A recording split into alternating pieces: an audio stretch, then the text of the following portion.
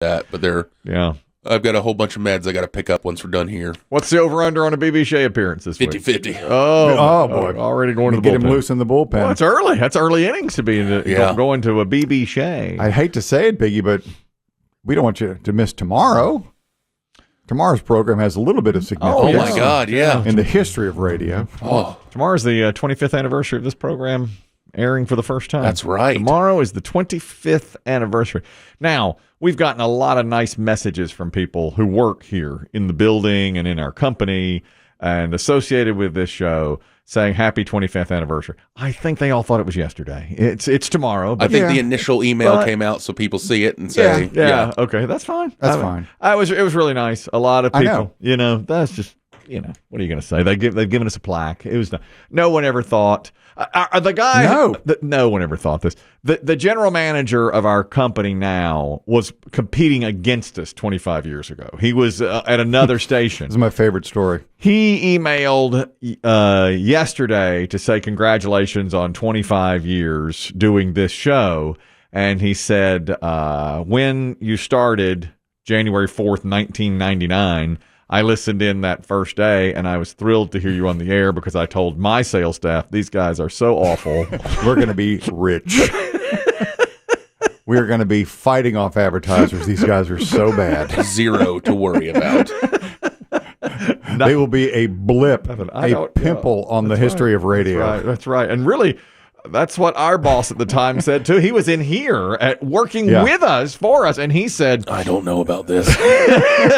Those are his exact words. Those are his exact words. I may have made a mistake. He said, I may have made a colossal error here in judgment. And within a few weeks, he was already thinking, no, this can't go. You can't be out tomorrow. You have to be here for that. That's going to. You can't teledoc that in. No, what a celebration that's going to be. We could have both, and we could bring in BB.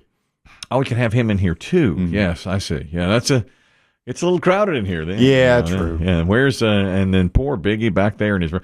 And now if BB Shea does have to come in, he's got to sit in that room. Yeah. I'd wipe it down. I wipe her down over the. Yeah, that's right. My daughter the other day got into the car. She was going to go driving. We'll practice. We're doing that a lot. We're practicing. My son is now calling her the cul-de-sac queen because she's always out driving. Oh, that's funny. That's a pretty good line. Yeah. I like that. We let her by herself just drive up and down the street, by herself. And that's not really legal. I mean, of course, she never leaves the neighborhood. But you are on public roads. Of course. But neighbors, 5 or 6 houses, they just see her go down and back and around the corner, just within a quarter mile. And sometimes she'll do that during the day. Yeah. So last night we were at my brother-in-law's house. It was his birthday. They had a little party for him. So we're over there, and she goes, is there any way I can drive home? And my son goes, I'm not going to let the cul-de-sac queen drive us all the way home. Did you have to stifle a laugh? Oh, yeah. I was.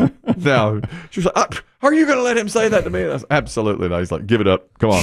Give it up. That was good. Pound. That was good.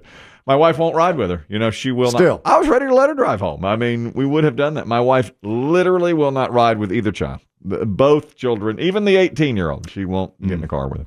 No, still to this day. Anyhow, when if this was a movie or a television program, you know what would happen.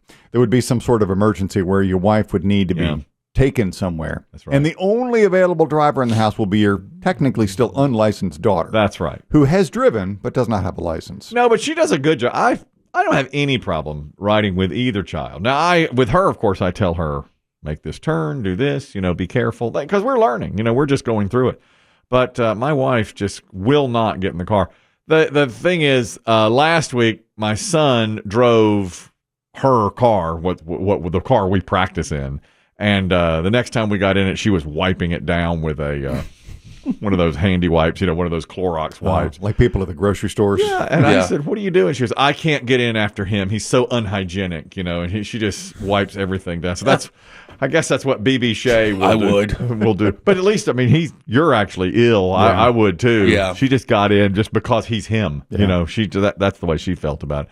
Another thing, and this, Chris Tim says I'm childish, and here's why.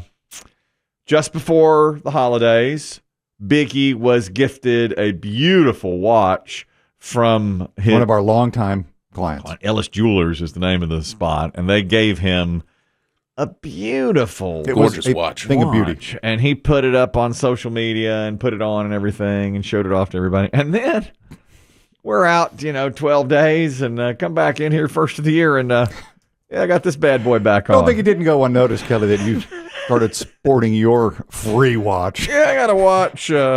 Day one of the new year. I had this watch. This watch was given. Now, you haven't worn it for 2 years? That's right. 2.5? That's right. This watch was gifted to me 31 years ago by another client of this radio station, and I wore it proudly for many years. And every once in a while, the band will break. And about 2.5 years ago, it broke. And I just haven't been able to find my way to any watch repair establishment. In fact, the one I use has now gone out of business. Oh, I was afraid of that. I was really upset by that. That's the one I always go to. They were the best. They I think were. that's the only one that was in town for a long time. I guess I found one in the mall. So I went to the mall. We went during broad daylight. I wanted to go really... Yes. Did you park right at the door? Did you park in the fire lane? Yeah, I don't like to spend too much time in the mall. Uh-huh. And this one is known for having a little bit of crime. Little bit. It can be sketch. It gets that reputation. It used to be magnificent. Yeah. I think are malls like that now? Is that the way it is across the country, that they used to be phenomenal and now they're known for being crime? Yeah, I think it's just that there's not stores in them anymore. Yeah, it's just gone. The mall experience is gone, and everything's an outdoor living lifestyle center now, or online.